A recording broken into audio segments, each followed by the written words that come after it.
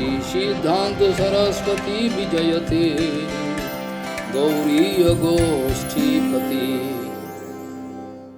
वंदे गुरुपद्वंद्वं भक्तबिंदसमन्वितं श्रीचैतन्य प्रभुं वंदे नित्यानन्दसहोदितं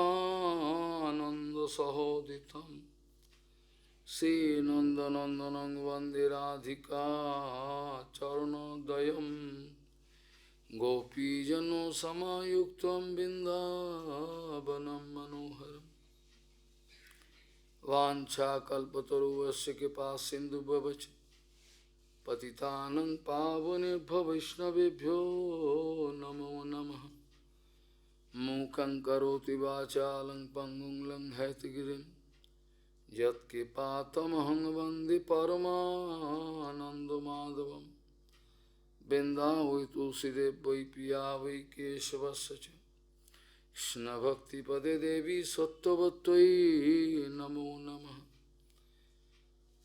नारायण नमस्कृत्य नरं चैव नरोत्तमं देवीं सरस्वतीं व्यासं ततो जयो मुदीरये संकीर्तने कृष्ण कथोपदेशे गौरीयपत्रस्य प्रकाशने च सदानुरक्त गुरुभक्तियुक्तो भक्तिप्रमोदाक्ष जगोद्वरुण्य ध्येयं सदा परिभवग्नमविष्टदोहं तीर्थास्पदं शिवविरिञ्चनुतं शरण्यं एतत्तिहं पुनतपालभवाद्दिपूतं वन्दे महापुरुषते चरुणारविन्दं यत्पादपल्लवनखचन्दमणिच्छटाय विस्फुरिजित किमपि गववधू स्वदर्शि पूर्णानुरागर ससागर सारमूर्ति साराधिका मयि कदा कृपां करोसि श्रीकृष्ण चैतन्य प्रभु नित्यानंद श्री अद्वैत गदाधर शिवसदी गौरभक्तबिंद श्रीकृष्ण चैतन्य प्रभु नित्यानंद श्री अद्वैत गदाधर शिवसदी गौरभक्तबिंद हरे कृष्ण कृष्ण कृष्ण हरे हरे हरे राम राम राम हरे आजानुलंबित भुजौ कनकाबदातु संकीर्तनैकपितरो कमलायताक्षो विश्वम्भरो द्विजवरो जुगधर्मपालो वन्दे जगत्प्रियकरो करुणावतारो हरे कृष्ण कृष्ण कृष्ण हरे हरे हरे राम राम राम हरे नमामि गंगे तव पादपङ्कजं सुरासुरैर्वन्दितो दिव्यरूपं भुक्तिं च मुक्तिं च ददासि नित्यं भावानुरूपेण सदा नराणां गङ्गातरङ्गरमणीयजटाकलापं गौरी निरन्तरविभूषी त्ववाम भागं नारायणो प्रियमनङ्गमदापहारं वाराणसीपुरवती भज विश्वनाथं वागीशजुष्वदने लक्ष्मीर्यस्य च वक्षसि यस्यास्ति हृदयसंवित् त्वं नृसिंहमहं भजे हरे कृष्ण कृष्ण कृष्ण हरे हरे हरे राम राम राम हरे गौरांगैकगतिर्बजास्य तमति श्रीगौरधाम स्थिति सत्सैकविति असंग विरतिर दुस्तो व्यथा निस्थिति শ্রীরূপৈকরতি সনাতননতি শ্রীজীবতে যোস্থিতি শ্রী সিদ্ধান্ত সরস্বতী বিজয়তে গৌরীয় গোষ্ঠীপতি শ্রী সিদ্ধান্ত সরস্বতী বিজয়তে গৌরীয় গোষ্ঠীপতি। গৌরীয় গোষ্ঠীপতি শ্রী শিল ভক্তি সিদ্ধান্ত সরস্বতী গোস্বামী ঠাকুর প্রভুপাদ পরমহংস জগদ্গুরু জানিয়েছেন, শ্রী চৈতন্য মহাপ্রভু শিবা সঙ্গনে যে সংকীর্তন যজ্ঞাগ্নি প্রজ্বলিত করেছিলেন, অপ্রাকৃত সংকীর্তন যজ্ঞাগ্নি যে প্রজ্বলিত করেছিলেন, সেই যজ্ঞাগ্নিতে আমরা প্রত্যেক গৌড়ীয় মঠের আশ্রিত ব্যক্তিগণ নিজেদের জীবনকে উৎসর্গ করার জন্য ব্যস্ত থাকব। যদি তা না থাকি তাহলে আমরা গৌড়ীয় মঠের বলে পরিচয় দিতে পারব না। গৌড়ীয় গোষ্ঠীপতি শ্রী শিল ভক্তি সিদ্ধান্ত সরস্বতী গোস্বামী প্রভুপাদ পরমহংস জগদ্গুরু জানিয়েছেন, পরাৎপর অখিলেশ্বর ভগবান শ্রী চৈতন্য মহাপ্রভু শিবা সঙ্গনে যে সংকীর্তন যজ্ঞাগ্নি প্রজ্বলিত করেছিলেন, সেই সংকীর্তন যজ্ঞাগ্নিতে আমরা আমাদের সমস্ত স্বরূপাশ্রিত যত গৌড়ীয় ভক্ত আছি, তারা সেই সংকীর্তন যজ্ঞাগ্নিতে আত্মাহুতি দেওয়ার জন্য ব্যস্ত থাকব। নিশ্চয়ই ভয় পেয়ে গেলে, আমরা যদি ভীত হয়ে যাই, অন্য কথা বলি, সংকীর্তনের প্রচেষ্টা ছেড়ে দিয়ে যদি অন্য সুবিধের চেষ্টা করি, তাহলে আমরা নিশ্চয়ই গৌড়ীয় মঠের বলে পরিচিত দিতে পারব না। শিল প্রভুপাদ জানিয়েছেন, সেই সংকীর্তন যজ্ঞাগ্নির যে যজ্ঞের যে ফ্লেম শিখা, আমরা আমাদের প্রত্যেক গৌড়ীয় মঠের মধ্যে আমাদের ভজনের সংকীর্তন ভজনের যে স্থান, সেইখানে যদি আমরা সেই সংকীর্তন যজ্ঞাগ্নিকে প্রজ্বলিত রাখতে অর্থাৎ সংরক্ষণ করতে অসমর্থ হই, অর্থাৎ যদি আমাদের আগুন নিভে যায়, তাহলে সেক্ষেত্রে আমরা অপদার্থ এই সংকীর্তন যজ্ঞাগ্নির যে ফ্লেম শিখা আমরা সংরক্ষণ করতে যদি ব্যর্থ হই, তাহলে বিভিন্ন রকমের মনোমালিন্য, অন্তর্দ্বন্দ্ব, প্রতিষ্ঠার এরকা নিয়ে একে অপরের কেটে ফেলা গলা, এই ধরনের জিনিসগুলো হতে স্বাভাবিক। কারণ সে অন্নাভিলাষ আদি স্বপ্রতিষ্ঠার যে ইচ্ছা, সেই সমস্ত ধুলি কাঁকর বিভিন্ন রকম এসে আমাদের চেতদর্পণকে আচ্ছাদিত করবে। আমরা সেই চেতদর্পণ আচ্ছাদিত হয়ে পড়লে আর আমরা ভজন করতে পারবো না। আমরা গুরুপাদ পদ্মের যে ধারা আছে, সেইখান থেকে আমরা বিচ্ছিন্ন হয়ে যাব, একটা আলাদা ধারা হয়ে যাবে, এখানে কোনো সুবিধা হবে না। সেই সংকীর্তন যজ্ঞে অগ্নি যদি আমরা প্রজ্বলিত রাখতে, সংরক্ষণ রাখতে যদি অসমর্থ হই, তাহলে বিভিন্ন রকমের প্রতিষ্ঠা আসা, মনোমালিন্য, অন্তর্দ্বন্দ্ব এসে সেই সমস্ত ধূলিকণ কাঁকড় আদি এসে আমাদের হৃদয় ক্ষেত্রকে ঢাকা দিয়ে দেবে, আচ্ছাদিত করবে। আর চেতদর্পণ যখনই আচ্ছাদিত হয়ে যাবে, আমরা আমাদের স্বরূপের কোনো খোঁজ পাব না। তখনই আমরা কুকুর বেড়ালের মতো আমরা আমাদের প্রতিষ্ঠা নিয়ে লড়াই করব, আর আমাদের সম্প্রদায়ের যত ইজ্জত সম্মান সমস্ত আমরা রসাতলে পাঠাবো প্রচারের নামে। প্রচারের নামে আমরা সমস্ত রসাতলে পাঠিয়ে দেব।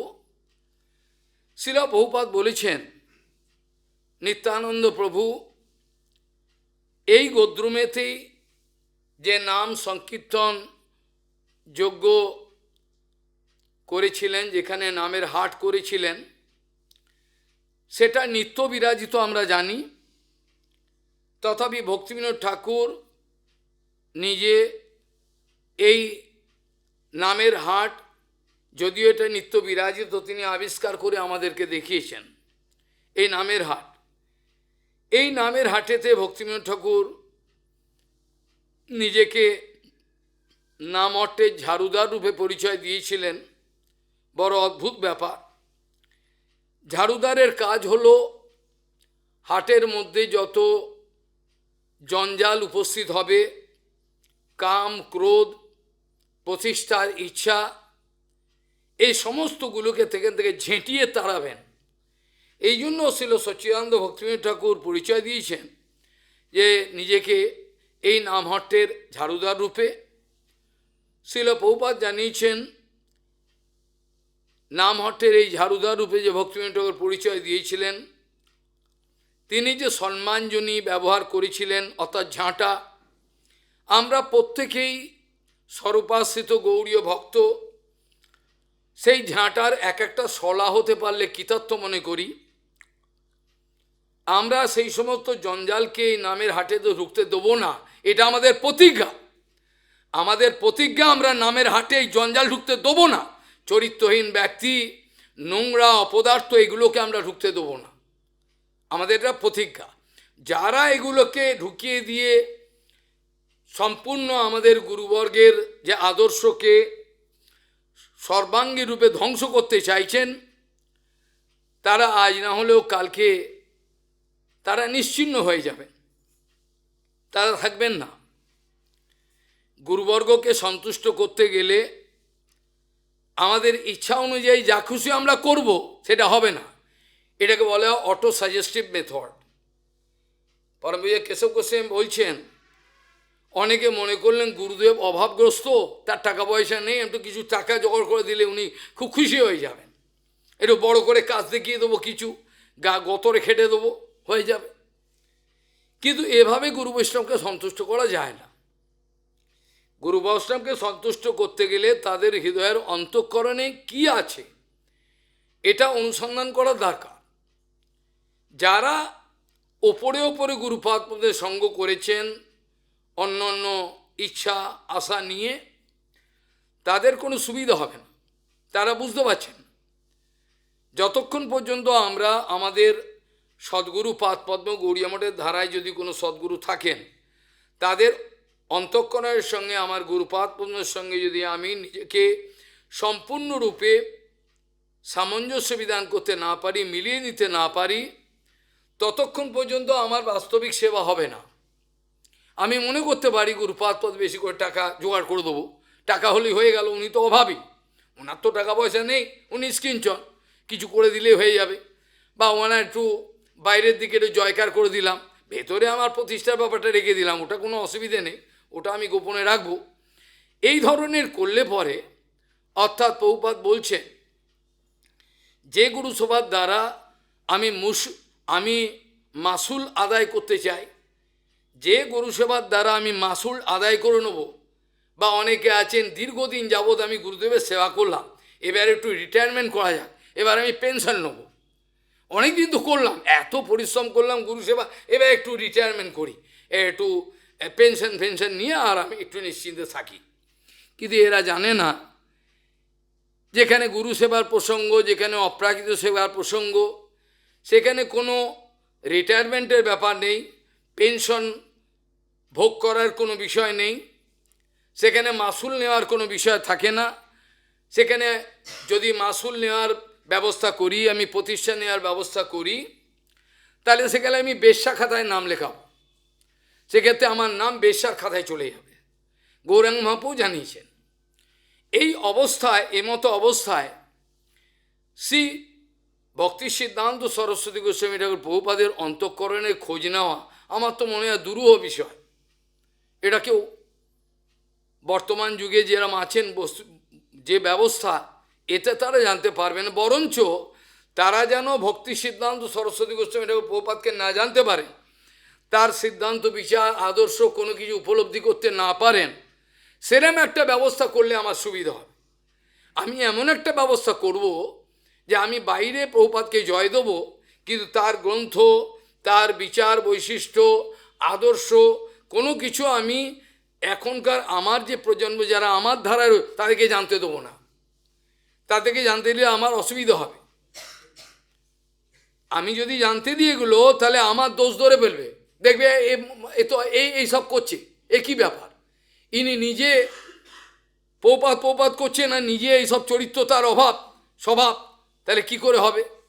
এগুলো ধরা পড়ে যাব আমি। ওই জন্য পরম সত্যবস্তুকে আমি জানতে দেবো না, পরম সত্যবস্তুকে জানতে দেবো না, তাদেরকে গ্রন্থ আদি অনুশীলন করতে দেবো না, তাদেরকে আমার একেবারে কাছে আসতে দেবো না, যারা আমার দেখতে পারে আমি কি করছি সারা দিন রাত, এগুলো আমি দেখতে দেবো না। এদেরকে এমন অন্ধকারে রাখবো, অথচ বাইরে বৈভব আদি টাকা পয়সা দিয়ে তাদের মুড়িয়ে রাখবো, তারা যেন অন্য কোনো চিন্তার অবসর না পায়। যেটা বর্তমান শিক্ষা ব্যবস্থার এমনভাবে এডুকেশনটাকে চিপ লো স্ট্যান্ডার্ড করে দাও, ওরা যেন চাকরি চাইবার জন্য মাথাটাকে তুলতে না পারে। সস্তায় ডিগ্রি দিয়ে দাও, আরে কি ডিগ্রি চাই নিয়ে যা, হয়ে গেল। এমন এগুলোকে কুকুর বেড়াল বানিয়ে রাখো, এগুলোকে এমন কুত্তা বেড়াল বানিয়ে রাখো যেন এরা কোনো দিন বলতে না পারে আমাকে চাকরি দিতে হবে, বাঞ্ছা করো, এই কথা যেন বলতে না পারে। এদেরকে এমন দুর্বল অপদার্থ করে রাখবো। তো সেরকম আমার কাছে যারা এসছে আমি তাদেরকে এমন দুর্বল বানিয়ে রাখবো, তাদের স্বভাব চরিত্রের বিভিন্ন রকম এমন কায়দা করব যারা মুখটাকে তুলে কথা বলবার সাহস না থাকে, আমি এমন ব্যবস্থা করে রেখে দেবো। আর বাইরে আমি নাম নেব, প্রতিষ্ঠা নেবো, সবাই আমাকে জয়কারা দেবে, অসুবিধে কিছু নেই। এতে দুকুল রক্ষা হচ্ছে, সুবিধে কিছু নেই, অসুবিধে কিছু নেই। কিন্তু ভক্তি সিদ্ধান্ত সরস্বতী গোস্বামী ঠাকুর প্রভুপাদ তার আচার্যত্বের বৈশিষ্ট্য যদি কেউ বিন্দুমাত্র অন্তঃকরণ থেকে বিচার করার চেষ্টা করে, আমার মনে হয় তারা বুঝতে পারবে যে কি ধরনের তারা ভ্রান্ত পথে পরিচালিত হয়েছেন, কিভাবে তারা ভ্রান্ত দিকে পরিচালিত হয়ে তাদেরকে ভুল পথে পাঠানো হয়েছে, এটা অনায়াসে বুঝিয়ে যাবেন। একটু যদি তাদের খবর যায় যে এই প্রভুপাদ কী, তার বিচারের বৈশিষ্ট্য কী, তার দয়ার বৈশিষ্ট্য কী, জীবে দয়ার বৈশিষ্ট্যটা কী, এগুলো বুঝলে তাহলে চোখে বুকটা ফেটে যাবে। কিন্তু আমরা অপরাধ করে করে এমন পাষণ্ড হয়ে গেছি, তো তার কোনো রকম বৈশিষ্ট্য আলোচনা তো দূরের কথা, ওপর ওপর কিছু গল্প আলোচনা করি, বাকি সমস্ত সত্যকে ঢাকা দিয়ে রাখার চেষ্টা করছি। আমি তাদের জানতে দেবো না, তার আদর্শ আচার তার বৈশিষ্ট্য এগুলো জানতে দেবো না। এইভাবে আমি সমগ্র গৌড়ীয় বৈষ্ণব সমাজের যে একটা হাই স্ট্যান্ডার্ড, ক্লাসিক্যাল স্ট্যান্ডার্ড, এমন একটা স্ট্যান্ডার্ড, সেটাকে আমি লো নিচু অবস্থায় এনে দাঁড়া করিয়ে দেবো, যাতে আমারও প্রতিষ্ঠা ঠিক থাকে, সব কিছু থাকে, অথচ কেউ মাথা তুলে আমার বিরুদ্ধে প্রতিবাদ করতে না পারে, এরকম একটা সুবিধা হবে। প্রথমেই বলা হলো নামহট্টের পবিত্রতা রক্ষা করা প্রত্যেক আচার্যের কর্তব্য। যদি না পারেন তাদেরকে ছেড়ে দিয়ে চলে যাওয়া উচিত, তাদের কাপড় ছেড়ে দিয়ে বাড়ি চলে যান, তারা বাড়ি চলে যান। সম্প্রদায়কে ধ্বংস করার কোনো দায়িত্ব তারা যেন না নেন, যদি নেন তারা ধ্বংস হয়ে যাবেন।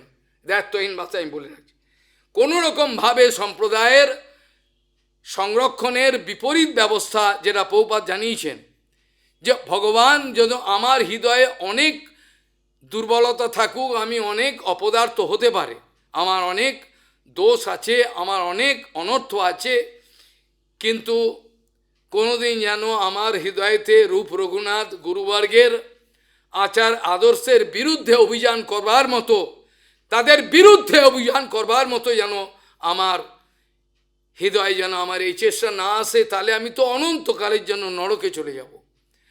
আমার অন্তত তাদের যে বিরুদ্ধ যে আচরণগুলো, বিরুদ্ধ রূপ রঘুনাথের বিরুদ্ধ অভিযানগুলো, সেগুলোর প্রতিবাদ করতে যেন আমার হৃদয়ে হৃদকম্প উপস্থিত না হয়, আমার হৃদয় যেন কেঁপে না ওঠে। ভীত কে হবে? ভীত সে হবে যে বেশ্যার মতো প্রতিষ্ঠার আশায় দৌড়াচ্ছে, সে ছাড়া অন্য কেউ ভীত হবে না। যারা বাস্তবিক প্রভুপাদের কৃপা লাভ করেছেন তাদের মুখকে কেউ বন্ধ করতে পারবে না, তারা ভীত হবেন না।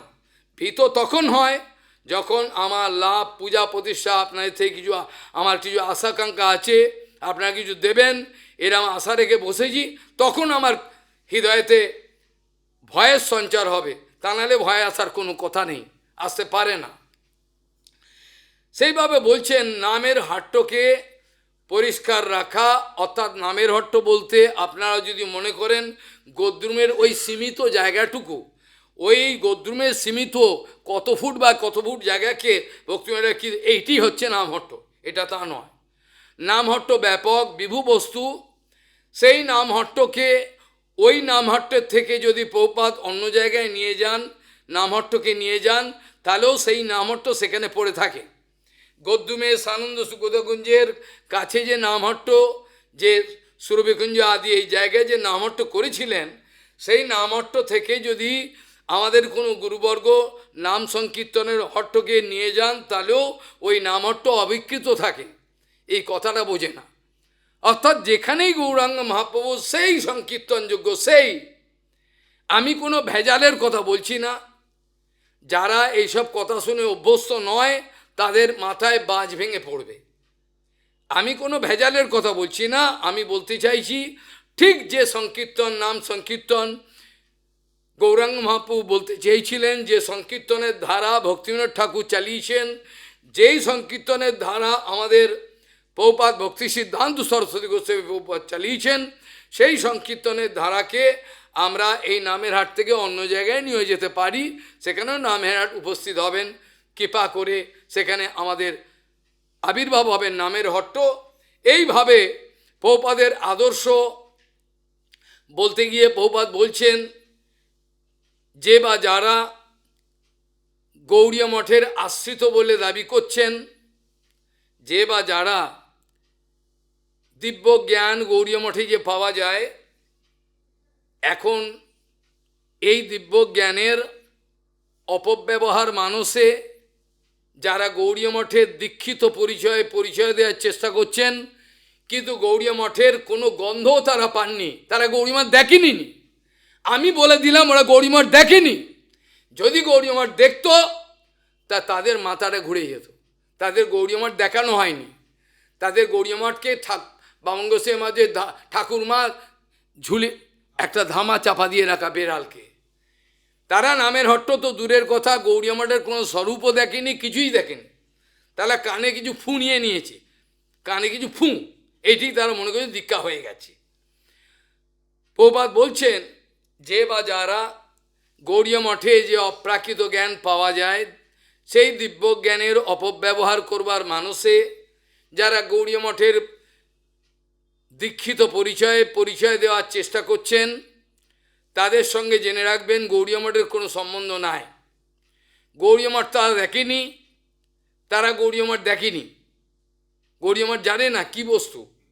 গৌড়ী মঠকে বলতে গিয়ে প্রভুপাদ বলছেন, শিল রূপ গোস্বামী পাদের প্রতিষ্ঠিত দিব্যৎ বৃন্দারণ্য কল্পদ্রুমাদ সীমাদাত্নাগা সিংহাসনস্থ, এই যে যেখানে যুগল সরকারের অনাবিল সেবা হচ্ছে তাদের অপ্রাকৃত ইন্দ্রিয় তর্পণের জন্য, অর্থাৎ যেখানে গৌরাঙ্গ একই কথা, যেখানে গৌর গদাধরের সেবা হচ্ছে, সেই অপ্রাকৃত সেবার বৈশিষ্ট্য যেখানে সংরক্ষিত হতে পেরেছে, তারই নাম হলো গৌড়ীয় মঠ। গৌড়ীয় মঠ কোনো এলিতেলি ব্যক্তি গৌড়ীয় মঠ স্থাপন করতে পারবে না। আমার টাকার বল আছে, 2-10টা গৌড়ীয় মঠ স্থাপন করে দিলাম, এটা হয় না। গৌড়ীয় মঠ এইভাবে স্থাপন করা যায় না। গৌড়ীয় মঠ কোনো বদ্ধজীবের দ্বারা স্থাপিত হতে পারে না।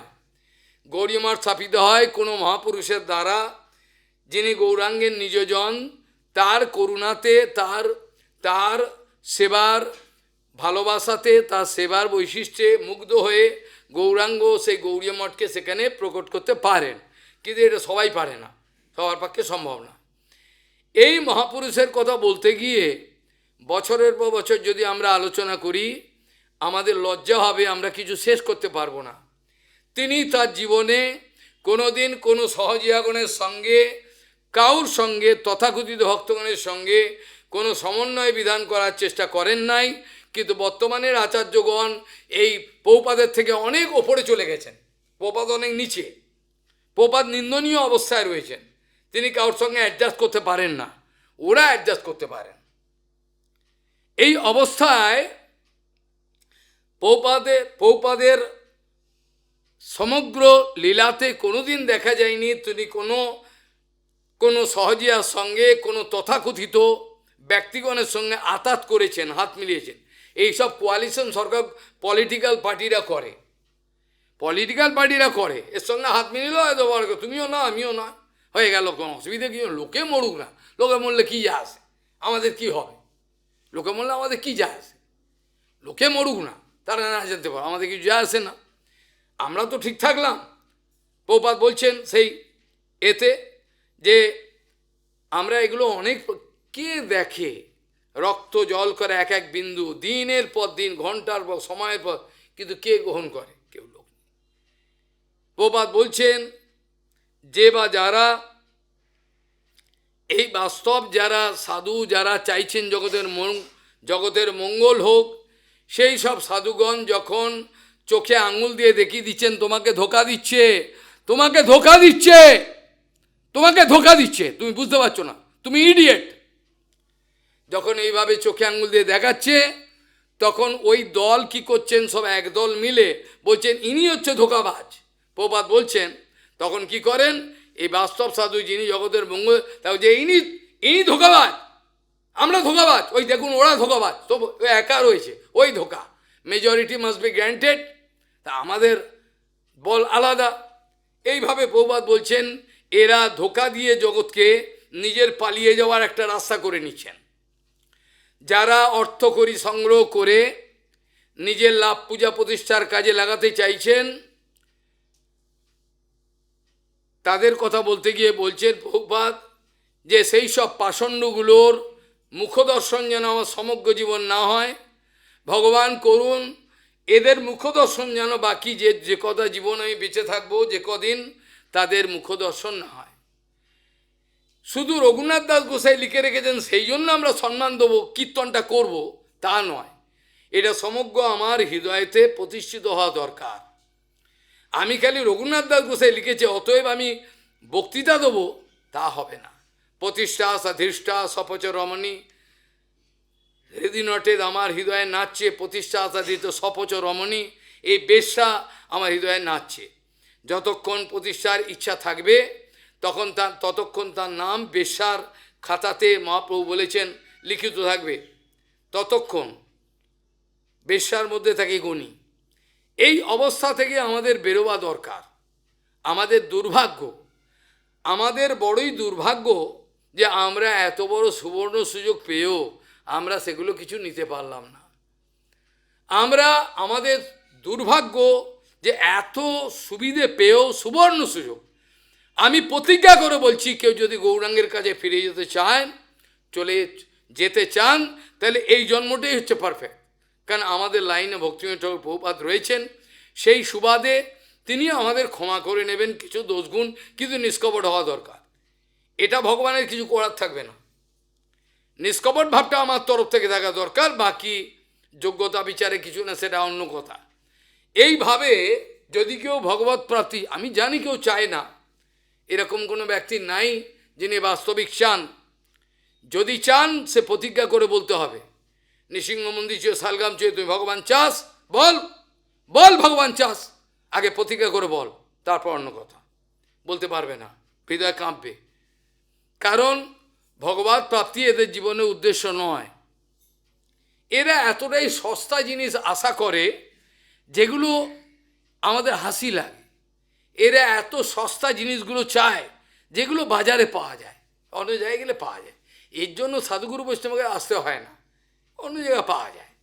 এর জন্য এর কাছে, রাজার কাছে, যদি কোনো মহারাজের কাছে গিয়ে বলি আমার একটু ধুলি দেবেন, আমার একটু ছাই দেবেন, বাসন মাজবো, এটা ছাগলের কথা, এটা ছাগলের কথা হয়ে গেল। আমি রাজা মহারাজের কাছে গিয়ে আমি কিছু বাসন মাজার ছাই দিয়ে যাবো, এটা কী কথা? আমরা তো তাই চাইছি, আমরা তো চাইছি, সেইগুলোই চাইছি। আমাদের উদ্দেশ্য নয়, আমাদের উদ্দেশ্য তো নয়। যেভাবে প্রভুপাদ তার সমগ্র জীবনকে দিয়েছিলেন, সেগুলো চিন্তা করলে আজ আমাদের বুকটা ফেটে আমাদের লজ্জা হয়। কি করলাম? কিছুই করতে পারলাম না। এই মহাপুরুষের সেবা কিচ্ছু করতে পারলাম না।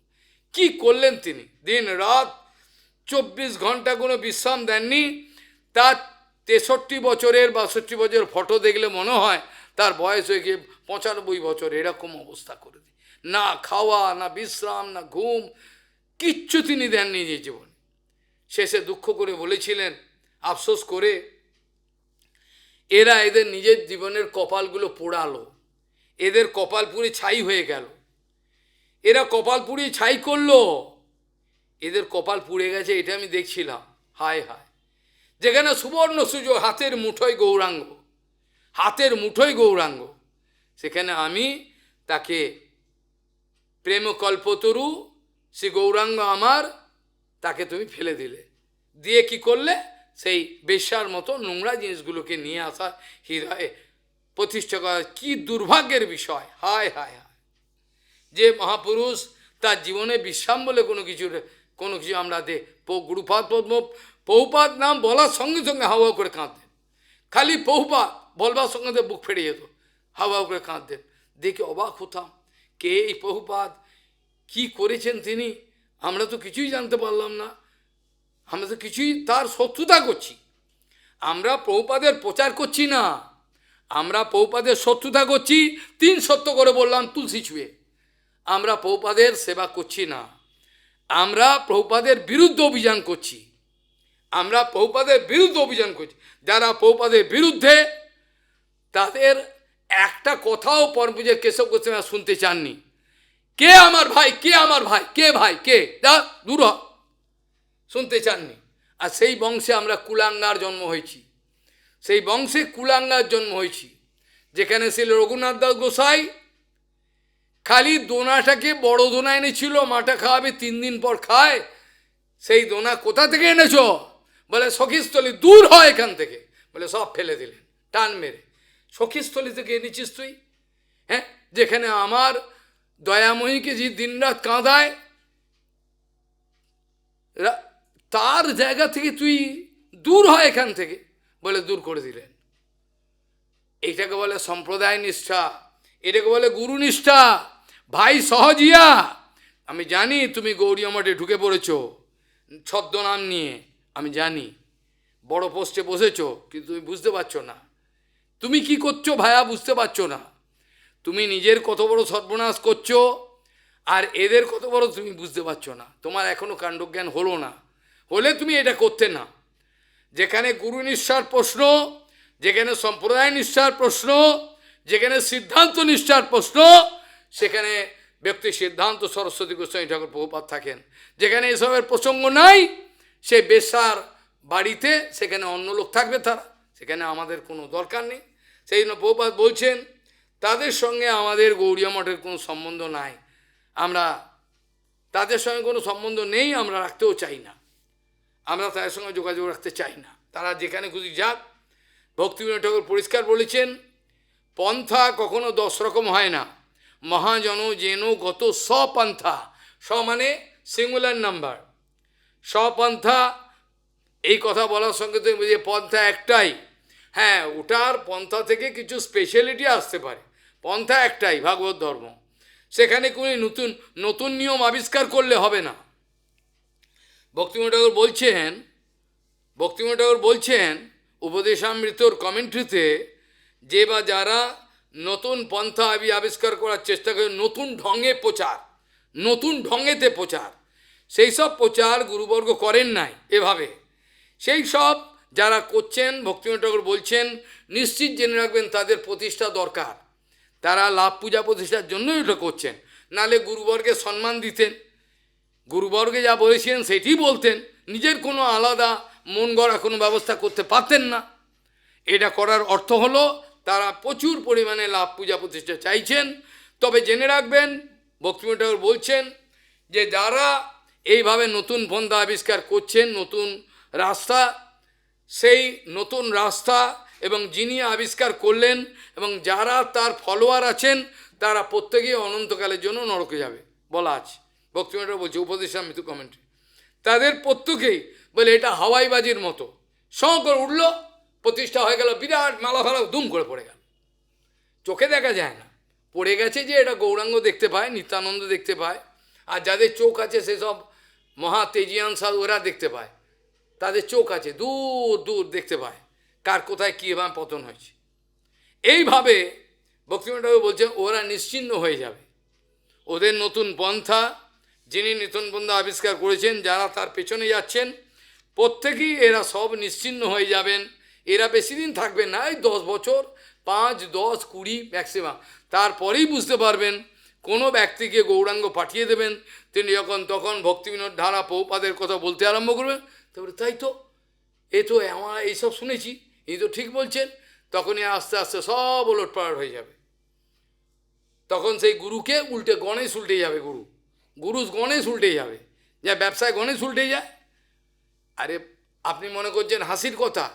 আর দেখুন মোহাম্মদের ওখানে দেখুন, ওদের জবাব দিতে পারছে না। ওরা যখন নতুন জেনারেশন যারা জিজ্ঞাসা করে, নতুন শিক্ষিত ছেলে মেয়ে, আচ্ছা এটা করবো কেন, ওরা উত্তর দিতে পারে না, উত্তর দিতে পারে না, তো ওদের কোনো উত্তরই নেই, কি করে দেবে উত্তর? থাকলে তো উত্তর দেবে।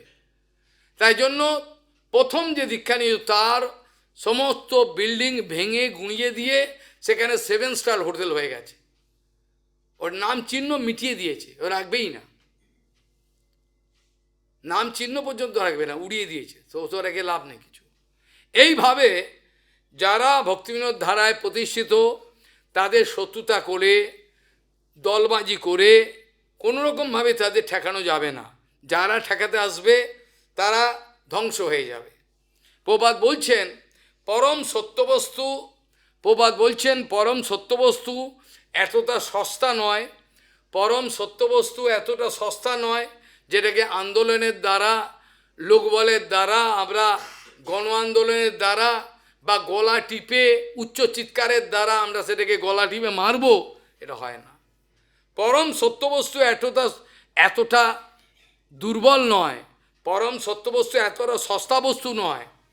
পরম সত্যবস্তু যেটা অ্যাবসলিউট ট্রুথ, সেটা এতটা দুর্বল নয় যেটাকে উচ্চ চিৎকার, গণ আন্দোলন, এজিটেশনের দ্বারা বা আমাদের দলবাজি আছে গলা টিপে এটাকে থামিয়ে দেবো, হবে না। যে সত্যবস্তুর জন্য প্রবাদ বলছেন, যে সত্যবস্তুর জন্য আমার জীবন উৎসর্গীকৃত হয়েছে, তাকে আক্রমণ করতে গেলে আমাকে সেই পরম সত্যবস্তু নিচে নেমে আসবে, তিনি স্বরূপ ধারণ করে নিচে আসবেন আমাকে বাঁচাবার জন্য, এই বিশ্বাস আমার আছে। যার জন্য প্রবাদ বলতেন, যাদের গৌরাঙ্গ চরণে, ভগবত চরণে, গুরু বৈষ্ণবের চরণে শতকরা শতভাগ যাদের আনুগত্য নাই, যাদের শতকরা শতভাগ যাদের আত্মনিবেদন নাই, তারা কখনোই অপ্রাকৃত জগতের সত্য কথা কীর্তন করতে পারবেন না। আর যদিও করেন অর্ধেক সত্য বলবেন, তারা বলবেন সত্যটাকে অর্ধেক বলে চেপে দেবেন, সত্যবস্তুকে পুরোপুরি বলতে পারবেন না। আর জেনে রাখবেন অর্ধেক সত্য হলো পূর্ণ সত্যের থেকে আরও ডেঞ্জারাস। যদি আমি দাবি করি আমি প্রভুপাদের কথা বলি, বলে একটুখানি কথা বলে চেপে গেলাম, বাকিটা বললাম না, ওরা আমার অসুবিধা হবে, সেক্ষেত্রে বলছেন এই একেবারে পূর্ণ মিথ্যে কথা বললাম এটাও ভালো, আমি পুরো মিথ্যে কথা বললাম, কিন্তু অর্ধেক সত্য কথা বললাম, এটাকে ইংরেজিতে বলা হয় half truth is more dangerous than full lie. পূর্ণ মিথ্যার থেকে অর্ধেক সত্য আরও ভয়ঙ্কর, কেন এতে আমি পুরো খবর পেলাম না, আমি জগা খিচুড়ি, এবার নিজের সম্প্রদায় ভুল বুঝলাম, গুরুবর্গকে ভুল বললাম, গুরুবর্গের নামে যাতায়াত করলাম, আমার গুরুবর্গের যে আদর্শ সেটাকে ফেলে দিয়ে আমার বিরোধী পক্ষ যারা প্রভুপাদের ছিলেন তাদের সঙ্গে দল মেলালাম, নিয়ে আমি আরম্ভ করলাম বিরাট বাঁদরের নাচ আরম্ভ করলাম, বাঁদরের নাচ, ডুগডুগি বাজিয়ে বাঁদরের নাচ। এতে কোনো সুবিধা, সম্প্রদায় রক্ষা পাবে না। তবে সম্প্রদায় রক্ষার দায়িত্ব প্রভুপাদ ভক্তিবিনোদ ঠাকুর বারবার বলেছেন, প্রত্যেকটা আর্টিকেলে খুলে খুলে দেখানো, এদের চোখ অন্ধ হয়ে গেছে, এরা অন্ধ, এরা কি ভজন করবে, এরা অন্ধ। যদি থাকতো তাহলে পাতা উল্টে দেখতো কি লেখা আছে, পাটা উল্টে দেখতো কি লেখা আছে। প্রত্যেক জায়গায় ভক্তিবিনোদ ঠাকুর 150 বছর আগে দুঃখ পেয়ে লিখেছেন সম্প্রদায়ের কি অবস্থা হতে চলেছে, সম্প্রদায়ের কি অবস্থা বর্তমানে হবে এই এখন, সেটা দিয়ে 150 বছর আগে ভবিষ্যৎবাণী করে গেছেন, এই অবস্থা হবে। আর যে মহাপুরুষ তার জীবনের জন্ম থেকে আরম্ভ করে, প্রকট লীলা থেকে আরম্ভ করে জীবনের শেষ সময় পর্যন্ত কোনোদিন কারোর সঙ্গে সমঝোতা করেন নাই, সমঝোতা করেন না, আর সেই বংশে আমি কুলাঙ্গার আবির্ভাব হয়েছি, হয়ে আমি যা খুশি আমি তা করব, এটাকেই প্রচার মনে করে নেব, এটাকেই প্রচার। যখন থেকে আবির্ভাব হয়েছে বহুবার, তখন থেকে তিনি কোনো দিন এই সহজিয়াগণের সঙ্গে আতাত করেন নাই।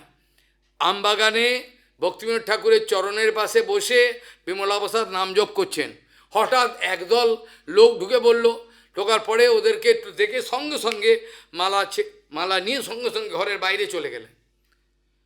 ভক্তিবিনোদ ঠাকুর বললেন, ইনি কি আপনার ছেলে নাকি? কি আপনার ছেলে? কি বলবেন এদের? আর কি ভক্তিবিনোদ ঠাকুর নিজে কোনোদিন ছেলে বলেন নাই, প্রভুপাদকে কোনোদিন ছেলে বলেন নাই। তিনি জন্ম থেকে জানতেন এক এ ভগবানের জগন্নাথের বিমলা যে চিৎ শক্তি, তিনি এই রূপ ধারণ করে এসছেন। হরি হরি কৃপায় হরি হরি হরি হরি হরি কীর্তন রূপ ধারণ করে তিনি এসছেন, একথা তিনি জানতেন। ওই জন্য কোনোদিন ছেলে বাবা সম্বন্ধ ছিল না। ছেলে বাবা সম্বন্ধ তাই করেননি। জিজ্ঞাসা করছে কে, বলে হ্যাঁ ঠিক আছে। উনি চলে গেলেন কেন? উঠে চলে গেল কেন? ভক্তিবিনোদ বলছে ইনি প্রতিজ্ঞা নিয়েছেন যেখানে সহজিয়ারা থাকবে তার থেকে 10 কিলোমিটার দূরে তিনি থাকবে, ওই জন্য চলে গেলেন। বললেন না যে আপনারা সহজিয়া, কথা বললেন না। উনি প্রতিজ্ঞা করেছেন জন্ম থেকেই এর প্রতিজ্ঞা, যখনই যেখানে সহজিয়া থাকবে তার থেকে 10,000 কিলোমিটার দেখবে, ওই জন্য পালিয়ে গেলেন। আর বললেন না যে আপনারা সহজিয়া, একথা বললেন না। কত লোক এইভাবে তাকে ভাড়াবার জন্য এসেছিলেন ভক্তিবিনোদ ঠাকুরকে, আর তারা পরবর্তী গেলে ভক্তিবিনোদ ঠাকুর চলে যাওয়ার পর বলছে আমি ভক্তিবিনোদ ঠাকুরের সেবা করেছি, তিনি আমার কাছে গীতা শ্রবণ করেছেন। হ্যাঁ তুমিই তো লোক, তোমার কাছেই তো গীতা শুনবে, ভক্তিবিনোদ গীতা জানে না তো কিছু। এইভাবে তারা বলতেন, যখন বিমলা প্রসাদ থেকে আসতেন এসে বলতেন আপনার বাবা এরম এরম ভাষা, এরম ভাষাটা এরকম, আপনার বাবা আমাদের খুব ভালোবাসতেন, খুব ভালো। কে বাবা? না ভক্তিবিনোদ ঠাকুরের কথা বলছি। আচ্ছা ভক্তিবিনোদ ঠাকুর ভালোবাসতেন আপনাদের? আচ্ছা। বলে ইনি এনার কাছে আমি বড় শিক্ষিত লোক তো, অভিমান আছে, আমি গীতা পাঠ করতাম, ভক্তিবিনোদ শুনতেন। তাই নাকি? বাহ, খুব ভালো। প্রভুপাদ বলতেন আপনারা ভক্তিবিনোদ ঠাকুরকে দেখতেই পাননি, চোখে দেখেননি কোনোদিন, আপনাদের চোখে আপনারা দেখেনি ভক্তিবিনোদ ঠাকুর কোথায় কীরকম। আপনারা দেখেন কী বলেন, আমার সঙ্গে অনেক আলাপ আলোচনা হতো, অনেক পরামর্শ করতেন আমার সঙ্গে। ভক্তিবিনোদ প্রভুপাদ বলতেন আপনারা দেখেনি, আপনারা জীবনেও ভক্তিবিনোদ ঠাকুরকে দেখেননি, এই জন্য এই কথা বলছি। রেগে মেগে চলে গেল। আপনি শিক্ষিত লোক, ভক্তিবিনোদ ঠাকুরের বংশে রয়েছেন, এইরকম ভাষা বলছেন, আমরা হ্যাঁ থাক, রাগ করে চলে গেলেন। এই ধরনের অবস্থা। ভক্তিবিনোদ ঠাকুর এরা চোখেই দেখেনি, এরা ভক্তিবিনোদ ঠাকুরকে চোখেই দেখেনি, কোনো জানেই না কে ভক্তিবিনোদ ঠাকুর। এরা বলছে আমরা ভক্তিবিনোদ ঠাকুরের ধারা ফলো করছি, আমরা কীর্তন করি। কবে করলো? কি জানলো ভক্তিবিনোদ ঠাকুর সম্বন্ধে? কি বুঝলো?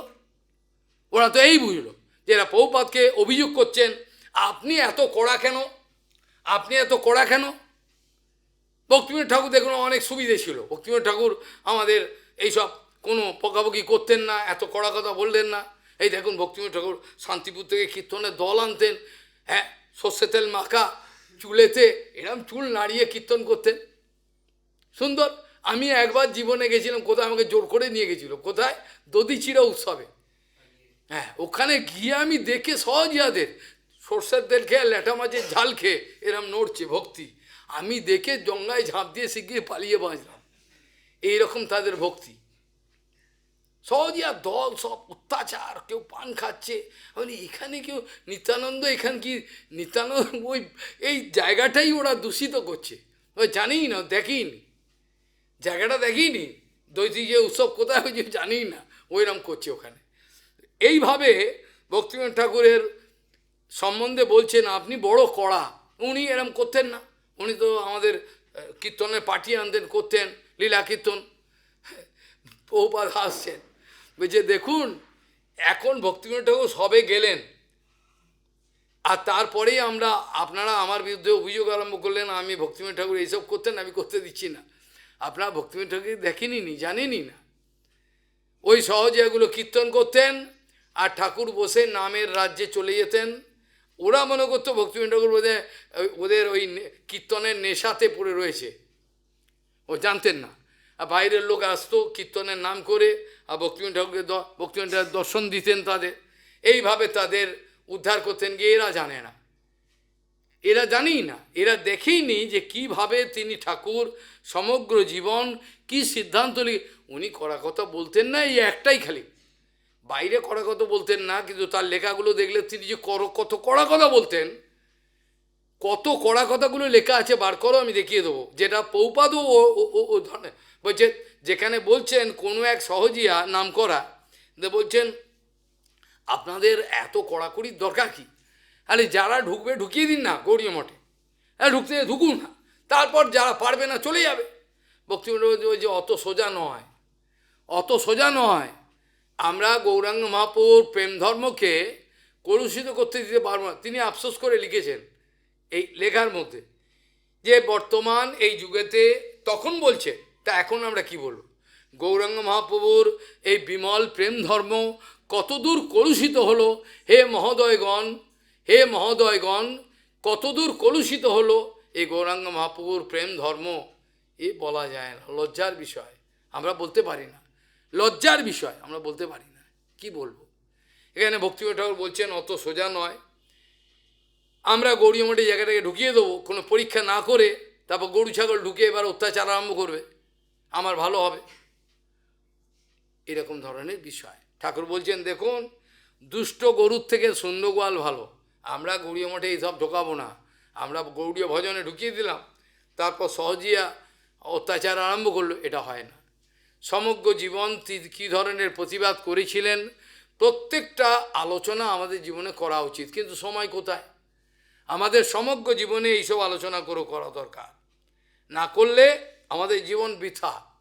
আমরা সহজিয়ার দলে নামকি গুরুপাদ বলতেন, এখন আর আমাদের অপরকে প্রতিবাদ করার কোনো অধিকার নাই, গুরুপাদ বলতেন আমাদের আর অপরকে বলার অধিকার নাই, তোমরা সব আমরাই সহজে হই, আমাদের সম্প্রদায়ে সব সহজে ঢুকে গেছে, সমস্ত দূষিত করে, একটাও আচার আদর্শ প্রভুপাদের বজায় রাখতে চাইছেন না, সব গোলে হরিবল দিচ্ছে, গোলে হরিবল দেয় না, হরিবল বলে একটা দেখুন সহজিয়ারা কীর্তন করবে, পান খাবে, চা খাবে, হারমোনিয়াম বাজাবে, মাঝে মাঝে হরিবল হরিবল বলে দেবে, এটা করে গোলে হরিবল, এটাকে বলে গোলে হরিবল, গোলে হরিবল দেওয়া স্বভাব সহজিয়াতে, একটুকু কথা বলবে গৌর হরিবল বলে দেবে। আরে কি বুঝলে বাবা ছাগল, তুমি তুমি কি বুঝলে, তুমি যে গোলে হরিবল বলে দিলে, তুমি কি আনন্দ পেলে, কিছুই বুঝলে না, তুমি দিয়ে দিলে সব সমগ্র জীবন। দেখুন ভক্তিবিনোদ ঠাকুর গুরুচরণ আশ্রয়ের কথা যদি আপনারা বলেন, মুদ্রা কথা, ভক্তিবিনোদ ঠাকুরকেই তিনি গুরুরূপে বুঝতে পেরেছিলেন, এই গুরু। তথাপি ভক্তিবিনোদ ঠাকুরের আদেশে তিনি ছিল গৌরকিশোর বাবাজি মহারাজের চরণে আশ্রয় নিয়েছিলেন, দুজনকে গুরু, একই তত্ত্ব, একই।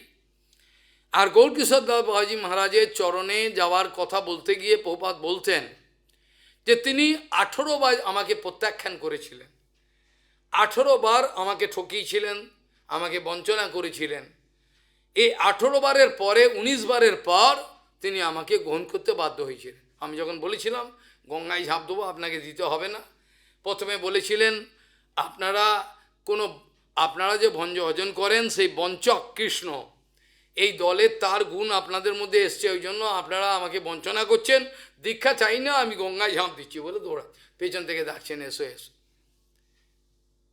ওই জন্যই আমরা বলছি না, ভজন অর্জিত সজ্জন সঙ্গপতিম, হ্যাঁ, পতিতাধিক কারণী কৈক গতিম, গতি বঞ্চিত বঞ্চকা চিন্তপদম প্রণমামি শতাব। কী ধরনের এই প্রভুপাদের সমগ্র যে একটা একটা ঘটনা বললে অনেক সিদ্ধান্ত, ঠিক যেন রাধারানী, ঠিক যেমনভাবে রাধারানী জটিলা কুটিলাকে ধোকা দিয়ে, জটিলা কুটিলাকে ধোকা দিয়ে বোকা বানিয়ে তিনি কি করেছেন, কৃষ্ণ ভজন করেছিলেন। ঠিক একই রাধারানীর যে কৌশল, ঠিক এক্স্যাক্ট এই কৌশল অবলম্বন করে জগতের লোককে ধোকা দিয়ে তিনি বুঝতে দেননি, যারা বিরুদ্ধ ব্যক্তি তাদেরকে প্রতিষ্ঠা দিয়ে বিভিন্ন রকম ঠকিয়ে দিয়ে এবার তিনি নিজের গৌরাঙ্গ সেবা বাগিয়ে নিয়েছেন। তিনি অনেকবার এই কথাও বলতেন যে আমি হাজার হাজার লোকের সুখের যে পালঙ্ক, সুখের যে তাদের যে আরামের ব্যবস্থা, সেগুলোকে ছাড়িয়ে দিয়ে তাদের শত শত জন্মের যে তাদের যে বিভিন্ন রকম আরাম আয়াস, এগুলোকে সব ছাড়িয়ে দিয়ে আমি গ্যালন গ্যালন রক্ত ব্যয় করে এদের জীবনকে স্যাক্রিফাইস করিয়ে আমি গৌরাঙ্গের বিন্দুমাত্রও যদি সন্তুষ্ট বিধান করতে পারি, সেটা আমার জীবনে অনেক লাভদায়ক বলে মনে করি। ভগবানের সুখবিধানের জন্য আমি হাজার হাজার এই ব্যক্তিগুলোকে স্যাক্রিফাইস করতে পারি, এটা কোনো রিভল্টিং সিদ্ধান্ত। আর একটা কথা হলো এই, যিনি পৃথিবীর মধ্যে সর্বশ্রেষ্ঠ পণ্ডিত, তিনি আশ্রয় করলেন যার সেরকম কোনো জাগতিক শিক্ষাগত যোগ্যতা নাই, সেই গৌরকিশোর বাবাজি মহারাজ। কত বড়! প্রপাত বলছেন, যখন প্রথমবারের জন্য আমি তার চরণ দর্শন করতে গেলাম, তিনি এমনভাবে আচরণ করলেন আমাকে, যাতে বোঝা গেল যে আমার কোনো এক বিন্দু কোনো মূল্যই নাই। প্রপাত বলছেন নিজে, এগুলো আমাদের শেখাবার জন্য, এটা তো নিত্য জগতে, যে আমি এতদিন পর্যন্ত আমার মধ্যে যে আমি একটা গণিতের বিরাট, জ্যোতির্বিদ্যার বিরাট একজন পণ্ডিত, আমি উঁচু বংশে জন্মগ্রহণ করেছি, আমার শারীরিক সৌষ্ঠব অনেক সুন্দর, আমি অনেক নামকরা, আমার বোধহয় অনেক মূল্য আছে, কিন্তু তার চরণে পৌঁছাবার পর তিনি যে নিজের চরণের আঘাতে আমার অহংকারের যে ঘর, যেটা এতদিন সংরক্ষিত ছিল, সেটাকে চুরমার করে দিলেন। প্রমাণ করলেন যে বিষয়ের গুলোতে তুমি ভেবেছিলে আমি মূল্যবান, যে বিষয়গুলো নিয়ে তুমি মনে করেছিলে আমার অনেক মূল্য আছে, হরিভজনের রাস্তা তোমার এক বিন্দু কোনো মূল্য নাই, তুমি চলে যেতে পারো। গুরু বৈষ্ণব যারা বাস্তবিক তারা এরমই করে, তারা ভালো ভালো ছেলেকে ওর বাড়ি চলে যেতে পাঠিয়ে দেয়, তারা ভয় পান না, তাদের এত বড় সাহস রাখেন, জানে গৌরাঙ্গ করছে, আপনার বাড়ি চলে যাও, বলে দেবে বাড়ি যাও। এইভাবে গৌরকিশোর দাস বাবাজি মহারাজ কী করলেন বলছেন, আমি এতদিন পর্যন্ত আমি যেগুলোকে অনেক মূল্য দিয়েছিলাম, আমি ভেবেছিলাম আমার সমাজে অনেক মূল্য আছে, আমি না, কিন্তু তিনি প্রমাণ করলেন তোমার কাছে যা কিছু আছে তার এক কানাকড়ি কোনো মূল্য নাই, যদি তুমি হরিভজন করতে যাও, নাহলে তোমার মূল্য আছে, সমাজে যাও মূল্য দেবে তোমাকে, কিন্তু গুরু বৈষ্ণব তোমার কোনো মূল্য দেবে না। যদি হরিভজনের প্রশ্ন হয়, যে হরিভজনের রাজ্যে যে অপ্রাকৃত মণিমুদ্রা, মণি মুক্তা, যে সমস্ত অপ্রাকৃত ঐশ্বর্য আছে, তার কাছে তোমার এই সামান্য জড়জগতে কী মূল্য আছে, তুমি চলে যেতে পারো। এইভাবে তিনি বললেন, আমার সমস্ত কিছু চুরমার করে দিলেন। পরক্ষণে আমি যখন তার চরণের নখারবিন্দু থেকে যে অপ্রাকৃত জ্যোতি নির্গত হলো, আমার চোখে যখন এলো, তার কৃপাতেই আমি তার চরণের যে সৌন্দর্য তা দেখতে পেলাম, তার কৃপাতেই আমি দেখতে পেলাম তার চরণের কি সৌন্দর্য, অপূর্ব, এমন তো কোনো দেখি নাই, এত অপূর্ব সৌন্দর্য আমি দেখতে পেলাম তার চরণের। এই কথা বলে প্রভুপাদ জানাচ্ছেন যে অনেকেই তার কাছে এই সবগুলো উত্থাপন করতেন তাকে অপমান করার জন্য। আপনার গুরুপাদ তো কোথায় থাকেন, কটা মঠ আছে, কত শিষ্য, বিদেশ গেছেন কি না, এগুলো বলে না। এখন গুরু হলে আগে এগুলো জিজ্ঞেস, এগুলো না হলে তাহলে আর কি রইল, তাহলে আর কি আছে, কিছুই নেই, এবার জান না তাহলে আর কি আছে, এগুলো কিছুই নেই। এই হচ্ছে আমাদের গুরু মাপক যন্ত্র, আমাদের একটা স্কেল আছে, গুরুকে মেপে নি, বিদেশ যান তাহলে আর কি করেন, এর কোনো মূল্য নেই, এর কোনো মূল্যই নেই, ফেলে দাও একে। এ হচ্ছে আমাদের গুরুচরণ মাপবার একটা স্কেল রেখেছি আমরা। তো সেখানে বহুবার বলছেন যে গুরুপাদ পদ্মের কথা বলতে গিয়ে আপনারা আমাকে এইসব প্রশ্নগুলো করছেন, তার শিক্ষাগত যোগ্যতা কি, তিনি কোথায় থাকেন, তবে শুনে নিন আমার কাছে। তার নিত্য বাসস্থল, তার নিত্য আবাসস্থল হল শ্রীমতী রাধারানীর চরণোদ্বয়, অর্থাৎ কুণ্ড তীর, রাধাকুণ্ডের তটে তার নিত্য নিবাস। কিন্তু তিনি বর্তমানে কুলিয়ায় ওখানে লীলা করছেন, তার নিত্য অবস্থান হল রাধারানীর চরণোদ্বয়, সেই রাধাকুণ্ডে, সেইখানেই তার নিত্যস্থান। তবে তিনি বর্তমানে কুলিয়াতে লীলা করছেন কিছু, এ দেখতে পারেন ছোঁয়ের তলায়। আর শিক্ষাগত যোগ্যতার কথা বলছেন যখন, তখন বলি যে বাইরের দৃষ্টিতে আপনি তার আপনারা তার শিক্ষাগত কোনো যোগ্যতা সেরকম দেখতে পাবেন না। বাইরের দৃষ্টিতে আপনারা যদি মেপে নেওয়ার, আপনারা যদি মাপারানি কৃপা পেয়ে থাকেন, তাহলে আপনারা মেপে নেওয়ার চেষ্টা করছেন, কিন্তু বাইরের দৃষ্টিতে তার কোনো শিক্ষাগত যোগ্যতা আপনারা দেখতে পারবেন না। কিন্তু বিশ্বাস করুন, এই মহাপুরুষের জীবনে, আমি এটা দ্ব্যর্থহীন ভাষায় ঘোষণা করছি, এই 14 ভুবনের মধ্যে এমন কোনো সমস্যা নেই তিনি সমাধান করতে পারেন না। তার বাইরের দৃষ্টিতে কোনো শিক্ষাগত যোগ্যতা আপনারা দেখতে পারবেন না, তার এতটাই যোগ্যতা আছে অপ্রাকৃত বিদ্যায়, সে বিদ্যা আপনাদের কোনোদিন আপনারা পাবেন বলে মনে হয় না, যেহেতু আপনারা বৈষ্ণব চরণে অপরাধ করছেন, সন্দেহ করছেন, যা তা ভাবছেন, তার বচনের উপেক্ষা করছেন। সেই জন্য প্রভুপাদ বলতেন যে গৌরকিশোর দাস বাবাজি মহারাজের জীবনে আমরা দেখি এই মহাপুরুষের, তিনি বড় আশ্চর্য বস্তু ছিলেন। প্রপাত বলতেন তিনি বড় আশ্চর্য বস্তু ছিলেন, তাকে চিনতে পারত না কেউ। তার চারিদিকে অত্যাচারী সহজিয়াগণ ঘিরে থাকতেন, তার চারিদিকে অত্যাচারী সহজিয়াগণ ঘিরে থাকতেন। তারা প্রমাণ করার চেষ্টা করতেন এই সিদ্ধ মহাত্মার আমরা নিজজন বলে টাকা পয়সা কালেকশন করতেন। আমরা গুরুপাদপদের নাম নিয়ে কালেকশন করি, আমরা কি করি? আমরা গুরু সেবা করি, গুরু বৈষ্ণবের নামটা ভাঙিয়ে। এই জন্য অনেক অজস্র, এরা যদি 100 বছর বাঁচে বোধহয় শেষ করতে পারবে না, এত আর্টিকেল। কিন্তু পরে কি? গুরুপাদ পদ্মের বাস্তবিক সেবা আর গুরুপাদ পদ্মকে নিজের সেবায় লাগানো বাইরের দৃষ্টিতে দেখতে একই রকম। গুরুপাদ পদ্মের সেবা করা আর গুরুপাদ পদ্মকে নিজের সেবায় লাগানো দুটো দেখতে বাইরে দেখে ধোকা দিয়ে দেবে, কেউ বুঝতে পারবে না, কেউ জানতেই পারবে না। কিন্তু তারা বুঝতে পারে, যারা অন্তর্যামী তারা বুঝতে পারেন কার হৃদয়ে কী রয়েছে, তারা জানতে পারেন। সেই অনুপাতে কৃপা দেবেন। কৃপা তো আসবার চেষ্টা করছে, নিতে না পারলে কি হবে, কিছু করার নেই। সেইভাবে তিনি বলতেন আমাদের গুরুপাদ পদ্ম এমন এক আশ্চর্য বস্তু ছিলেন যাকে কেউ লোক চিনতেই পারত না। তিনি কিভাবে জগতের লোককে বোকা বানিয়ে দিয়ে নিজের ভজনে লেগে থাকতেন। চারিদিকে এই অপদার্থগণ সহজিয়াগণ অত্যাচারীগণ ঘিরে থাকতেন। তারা প্রমাণ করার চেষ্টা করতেন আমরা হচ্ছে এই মহাপুরুষের নিজজন, কিন্তু আদৌ তাদের সঙ্গে সম্বন্ধ নাই। প্রপাত বলতেন যদি এই পরমহংস বাবা এদেরকে তার জীবনে গ্রহণ করতেন, তুমি আমার বলে যখনই গুরু বৈষ্ণব বলে দেয়, ভালো করে শুনে রাখো, ভালো করে শুনে রাখো, যাকে গুরু বৈষ্ণব বলে দেবে তুই আমার, একবার বলে দেবে মুখ দিয়ে, এই কথা মিথ্যে হবে না, তুই আমার, তাকে দেখেও নি, খালি বলে দিল তুই আমার, ব্যাস হয়ে গেল। তাকে নেবেই, কোনো বাবার ক্ষমতা নেই তাকে আটকাবে কেউ, ওদের এত শক্তি। যাকে বলে দেবে তুই আমার, আমার বলে যে ঘোষণা করে দিল, ব্যাস হয়ে গেল। আর তাকে আর তা পড়তে হবে না, যে কোনোভাবে তাকে টেনে তুলবে। পৃথিবীর কোনো শক্তি নাই যে তাকে আটকাবে।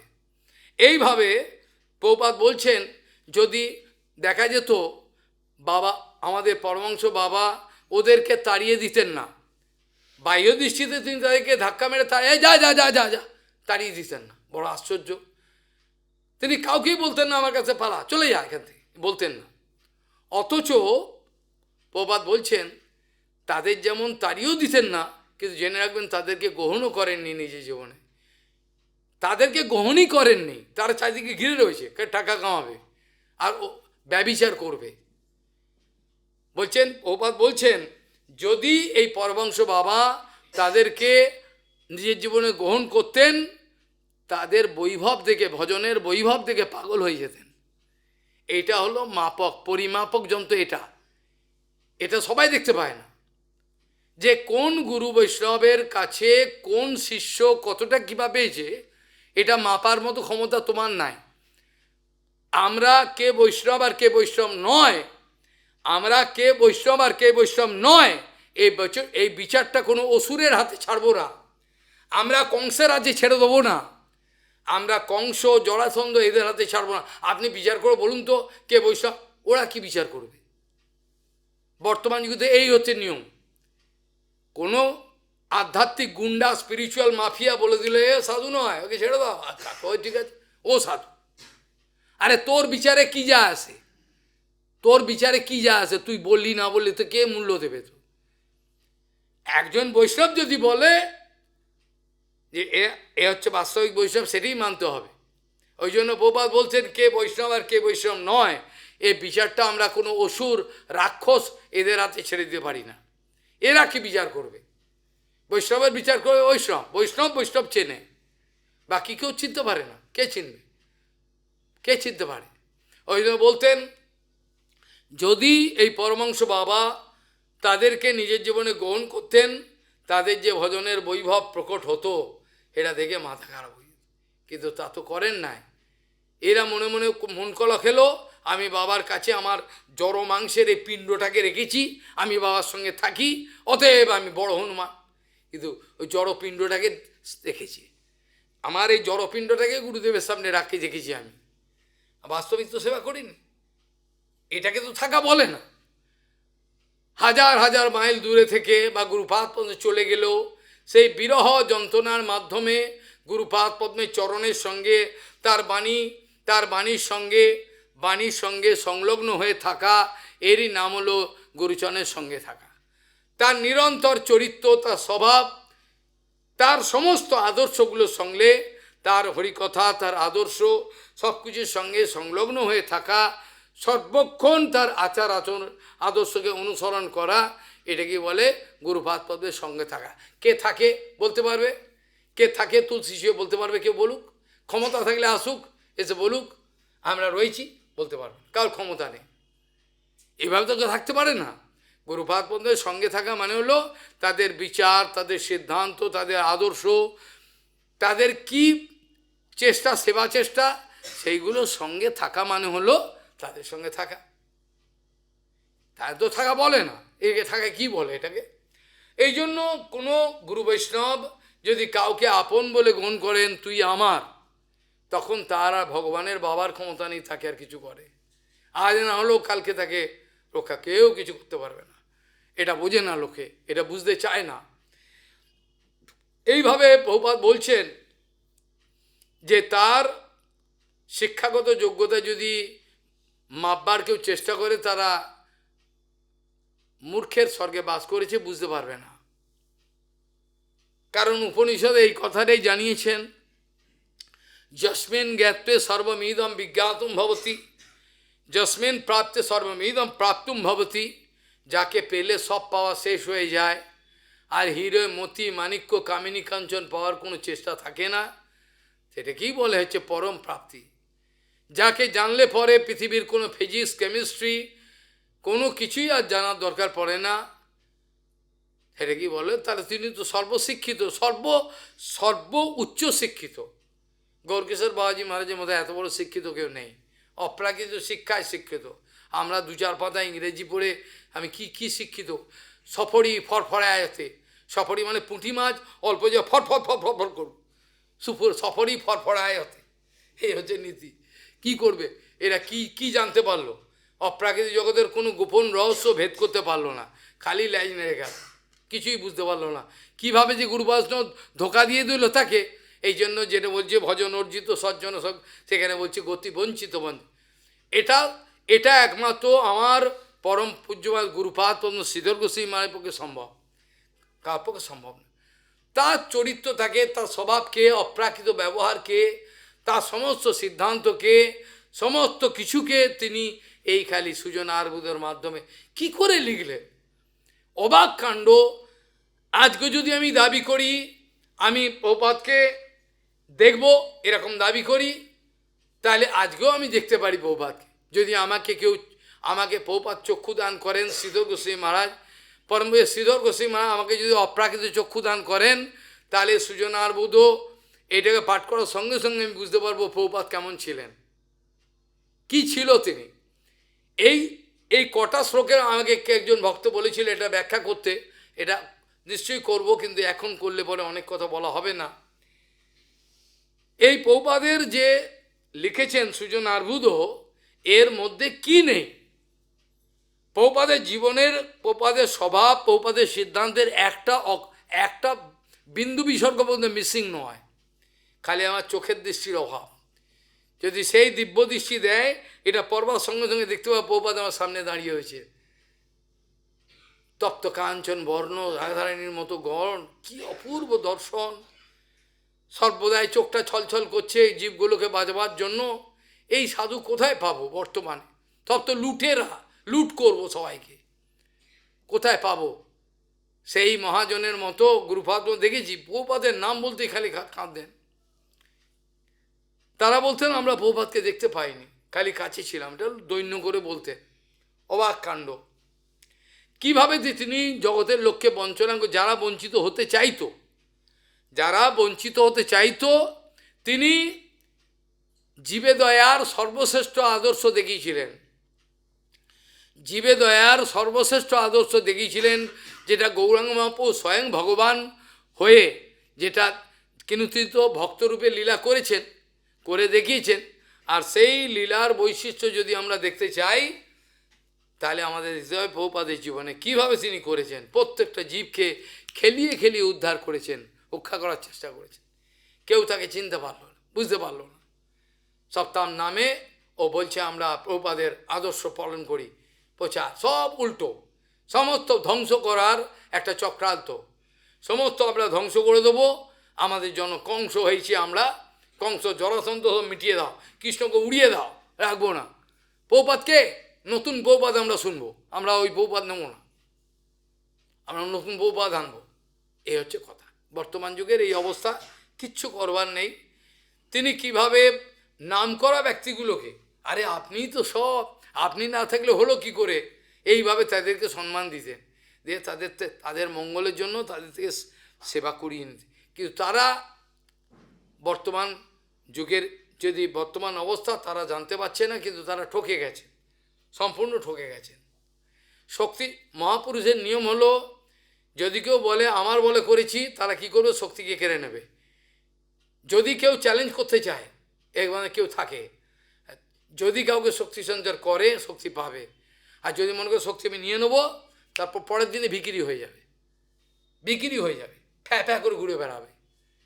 কত বিদ্যা, সে বিদ্যার কাছে কেউ আসতে পারে না, তার কি হলো, সব উল্টোপাল্টা সিদ্ধান্ত, সব লিখতে আরম্ভ, জানে না এ মহাপুরুষ শক্তি দিতে পারে, আবার নিয়েও নিতে পারে। যখন নিয়ে নেবে তখন একেবারে নেড়ে কুত্তার মতো ঘুরবে রাস্তায়, কোনো দাম নেই, তো সব ক্ষমতা আছে তাদের।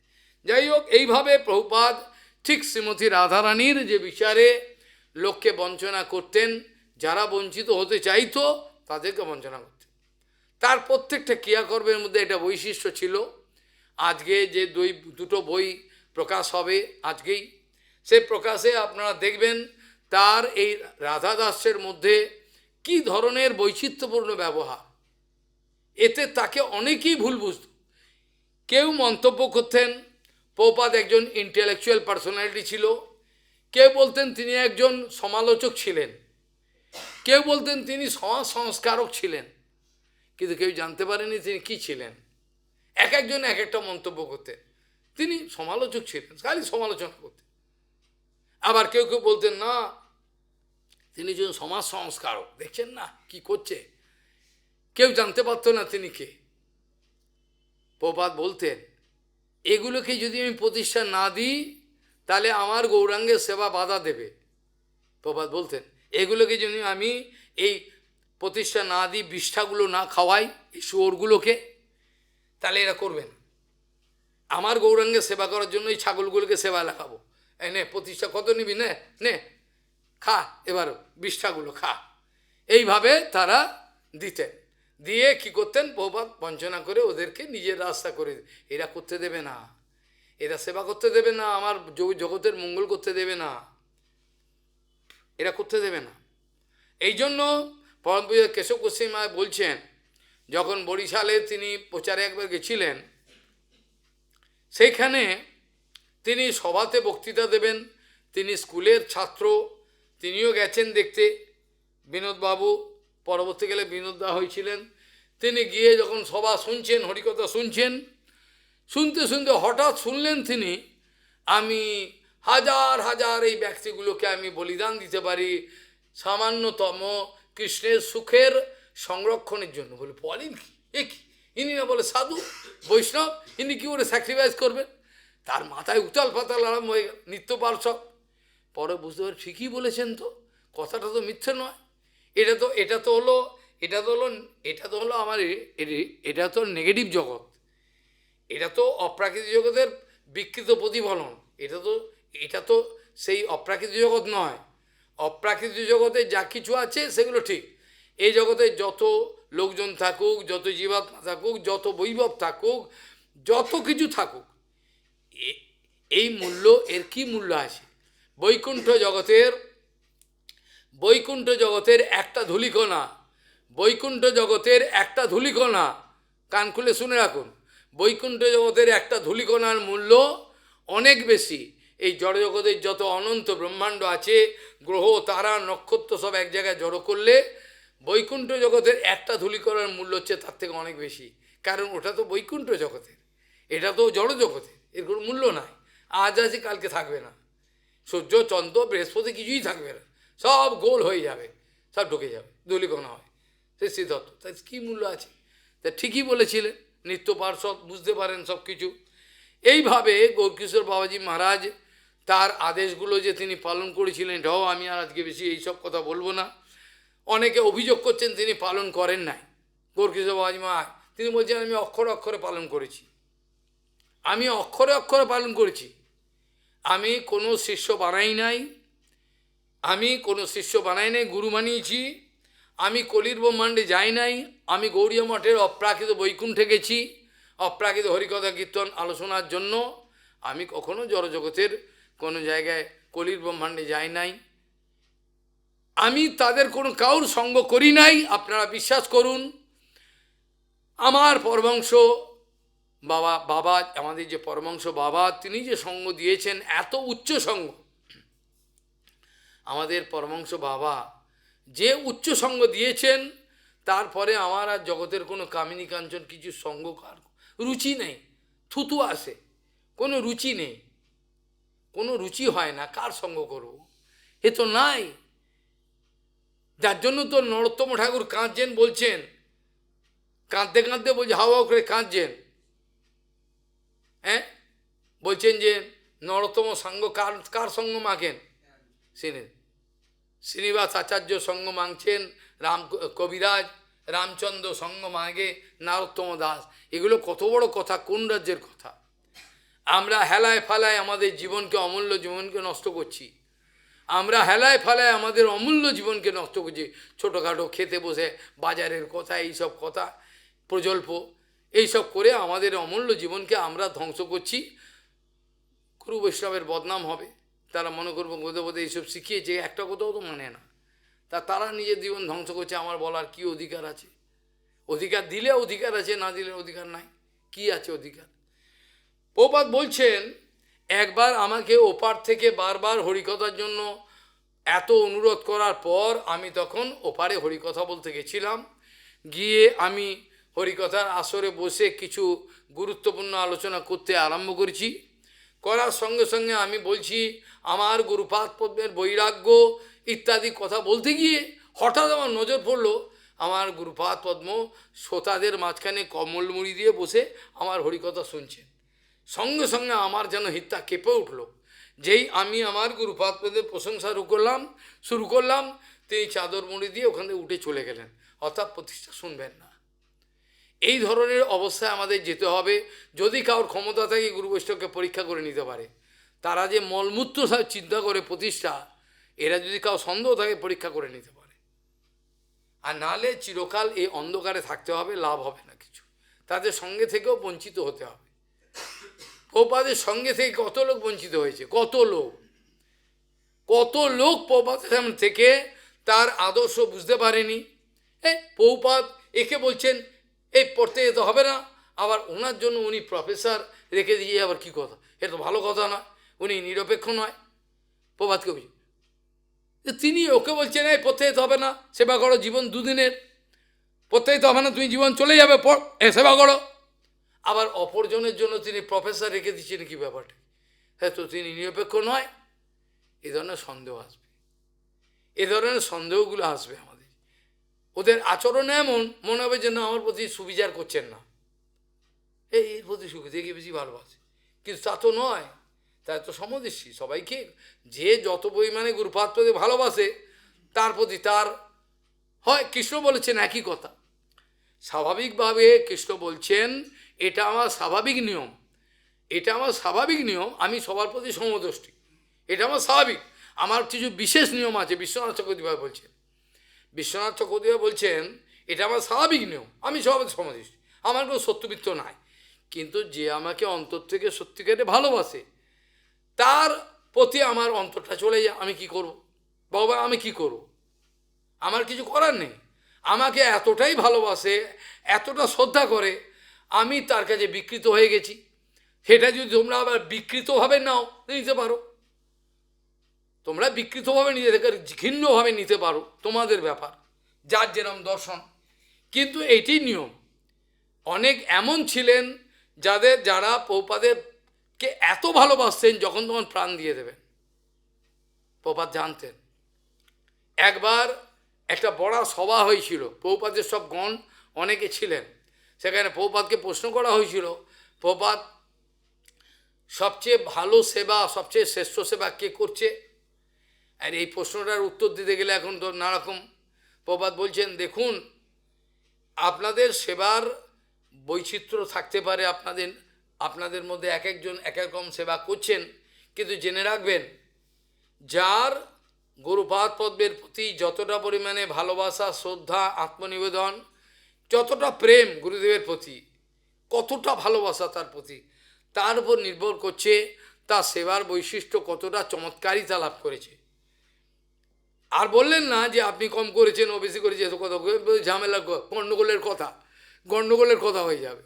ওই যে বলছেন দেখুন আপনারা সবাই সেবা করছেন, আপনাদের সেবার বৈচিত্র্য অবশ্যই আছে, কিন্তু আপনাদের মধ্যে যার আমার প্রতি,